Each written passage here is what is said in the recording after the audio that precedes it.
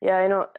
Now in the space that I work, I've spent so much time thinking about what are the reasons why we're not as physically active as maybe we used to be or we could be.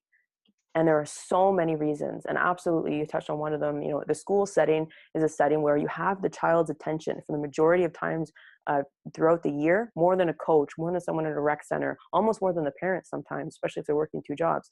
In that school environment, you have the opportunity to inspire them to want to be active for every single day of their lives. And not just in sport, active in any way, whether it's nature play, whether it's unstructured play, any format. So in that environment, it's changed from what it used to be. And I can't say whether what it used to be, because it used to be, for example, very militaristic. So it was, you know, flexed arm hang and sit ups until you puke. And some people love that. Some they're trying to bring it back in I think it's La Sierra in high school down in the States. They're trying to bring that focus back. JFK had purported that we need a fit nation, and potentially the threat of war had something to do with it. But Yeah. having a fit nation was a positive to a lot of people. They love that challenge. They love that drive. But to some people, it made them run the other direction. They wanted nothing to do with that. But now in our school system, we've gone the idea of taking away PE specialists, and I don't know that PE specialists are 100% the answer, but they definitely were a key piece in a recipe for what would help support someone to want to be active.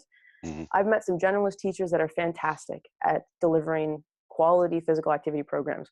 I've also met some generalist teachers that want nothing to do with physical activity because they have a visceral response and a negative visceral response to their own physical education experience. And so they'll highlight all of the other pieces. And then when it comes to gym activities or being active, you know, they might throw some equipment on the floor and say, "Okay, kids, let's go."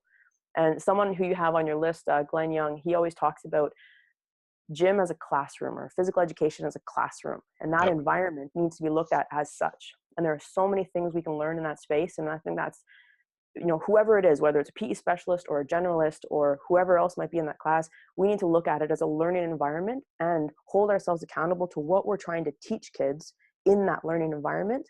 Because right now, it's really hard to teach them something year over year over year, hold them accountable to that. But at the same time, we're struggling to do that with math and literacy. So one of the things that I think is stopping us from progressing with physical activity is that we don't value it, and we don't value it to the same level we do with other literacies, which we're still struggling with. So how do we increase the value around physical activity is where I would start.